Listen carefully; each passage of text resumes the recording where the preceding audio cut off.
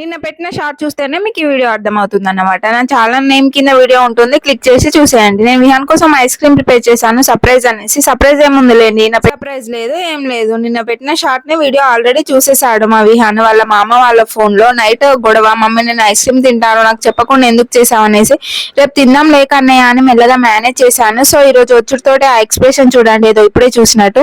So Vihaan చేతనే open చేపిస్తున్నాను. అనుకున్నది ఒకటి అయింది ఒకటి, మంచిగా వస్తుందేమో అనేసి ఫుల్ ఎక్స్పెక్టేషన్స్ తో ఉన్నామండి. పాపం మా విహాన్ అదైనా సరే అడ్జస్ట్ అయిదాం అనేసి దాన్నే టేస్ట్ చూసేస్తున్నాడు.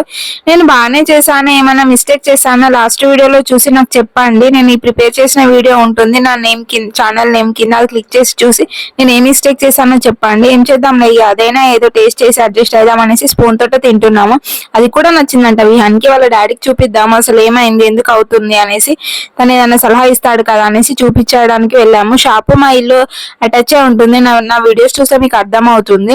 మేము వాళ్ళ డాడీ దగ్గరికి తీసుకెళ్ళిన తర్వాత చూసాడు ఎందుకు అయింది ఏమైంది అనేసి. తర్వాత నాకు అర్థమైంది, మా షాప్ లోనే ఐస్ క్రీమ్ ఫ్రిడ్జ్ ఉంది కదా, అందులో పెట్టొచ్చు కదా, అనవసరంగా ఇంట్లో పెట్టానే అని అనిపించింది. ఏం చేద్దాంలే, అయినా కూడా ఎక్స్పెక్టేషన్స్ వేరే లెవెల్ ఉన్నాయి. ఐస్ క్రీమ్ ఫ్రిడ్జ్ లో పెడితే ఐస్ క్రీమ్ చాలా బాగా వస్తుందని, బట్ ట్రై చేద్దాం అనేసి పెట్టి తీసి చూస్తే ఏం లేదండి, అస్సలు రావట్లేదు.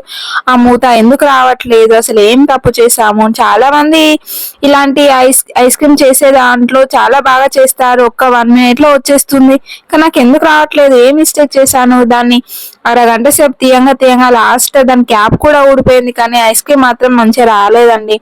సరే ఏం చేద్దాంలే, అయినా అడ్జస్ట్ అయిపోదామని మళ్ళీ స్పూన్ తోనే తీయడం స్టార్ట్ చేసాము. నా వీడియో నచ్చితే లైక్ అండ్ సబ్స్క్రైబ్, బాయ్.